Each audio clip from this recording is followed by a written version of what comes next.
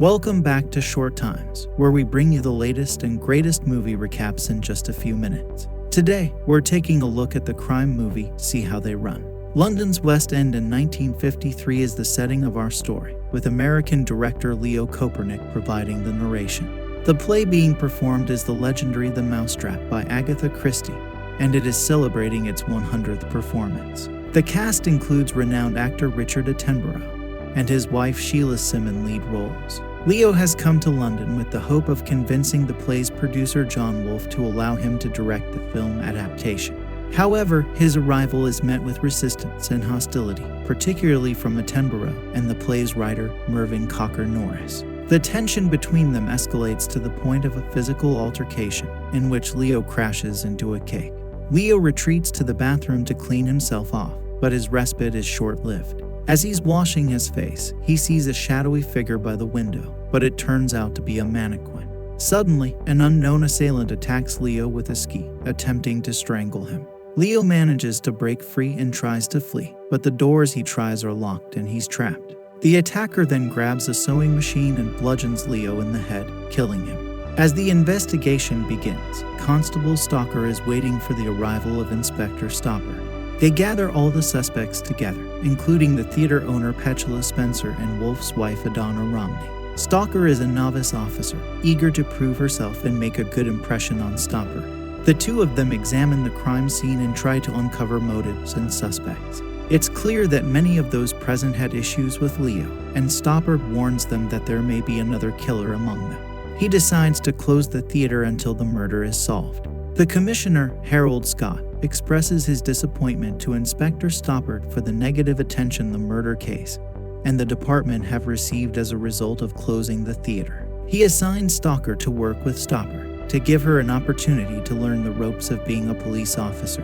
Inspector Stoppard and Constable Stalker visit the hotel where Leo Kopernik was staying, and they speak with a bellhop who overheard a heated argument between Kopernik and Mervyn Cocker Norris. During the argument, Mervyn made it clear that he would kill Kopernik. The two detectives then pay a visit to Mervyn in an attempt to understand his history with Kopernik. Flashbacks reveal that Mervyn was unhappy with Kopernik's vision for the film adaptation of The Mousetrap, and that Kopernik had pitched a new, more action-packed ending that would involve the lead detective's partner being killed by the killer after taking a bullet for him. Mervyn also mentioned a woman he saw arriving at the hotel with Kopernik's illegitimate son. In addition, it is revealed that Mervyn lives with his nephew, Gio, who is known for being impulsive and quick to anger. While visiting Shepperton Studios, it is revealed that John Wolfe, the producer of the play, is having an affair with his assistant, Anne Saville, which he makes little effort to conceal as he tries to kiss her in public. Stoppard and Stalker take a detour in an alleyway, where Stoppard claims he needs to go to the dentist. However, Stalker spots him entering a pub and looks disappointed. Afterwards, they pay a visit to Wolfe, who reveals that Kopernik had approached him in a nightclub and found out about his affair with Anne, leaving Wolfe worried that Kopernik might reveal his secret. As they leave, Stoppard admits to going into the pub, but Stalker reassures him that he can trust her with anything he needs to tell her. The two then head home, with Stalker returning to her children and Stoppard returning to his alcohol. The next day, they receive a visit from Commissioner Harold Scott, who expresses his need for good news. Stoppard and Stalker inform him that they may have a promising lead. They interview a theater usher named Dennis, who saw someone acting suspiciously, but the lead does not amount to much. Afterwards, they visit Attenborough and Sheila, who shares that Kopernik had offered her the lead role in the film adaptation of The Mousetrap. They also visit Petula, who tells them that she had signed over the film rights to Wolfe, who is now unable to produce the film until the play completes its production. During a trip to a pub, the two detectives open up about their personal lives. Stalker talks about her kids and the loss of her husband in the war, while Stoppard reveals his injury in the war and his divorce from his unfaithful wife. As Stalker drives a drunken Stoppard home, she comes across news articles and a picture of Stoppard with his ex-wife, who matches the description of the plain woman that Mervyn had seen with Kopernik's illegitimate son. This leads Stalker to become suspicious and start asking around for the name of Stoppard's ex-wife in connection to a book of names they found in Kopernik's hotel room. Stoppard and Stalker attend a performance of The Mousetrap at the invitation of Attenborough, who had given them tickets. During the show, When one character is being murdered on stage, Stalker steps out and follows who she believes to be Stoppard. However, a figure comes across Mervyn and strangles him to death. Stalker chases after the figure but is unable to catch them. Meanwhile, the figure strikes Stoppard on the head, knocking him unconscious. Stoppard finds himself in a sort of limbo state, where he discovers Kopernik behind a bar, asking if anyone is saddened by his death. Stoppard remains silent, which does not surprise Kopernik. Stoppard approaches a door guarded by Dennis, who will not let him through without a ticket. Stoppard peeks through the door and sees what appears to be Mervyn being stuffed by a taxidermist. Stoppard awakens in a prison cell with Stalker and Scott, who accuse him of murder and claim to have found his ex-wife, Joyce, the same woman that Mervyn had seen. Stalker believes that Stoppard killed Kopernik because his wife had cheated on him with Kopernik. A woman named Joyce shows up, but Stoppard denies that she is his ex-wife, so he is released. Stalker escorts Joyce home and questions her about when she went to see Kopernik with their son. Joyce mentions hearing a voice with an accent similar to a village idiot.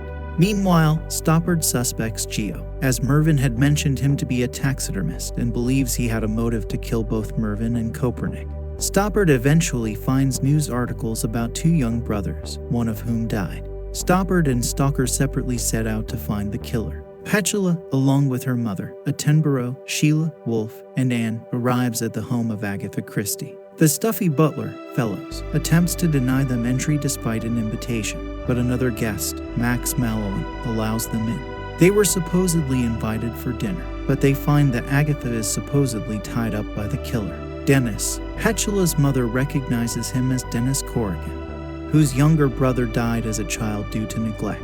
He wanted to stop the play from continuing because he felt it was an exploitation of his tragedy, so he killed Kopernik to prevent the film from being made and Mervyn for writing it. Dennis kicks the rug where Agatha is tied up, but it is actually Adana, who reveals she already knew about her husband's affair. As Stoppard and Stalker approach the house, they are met with a tense scene.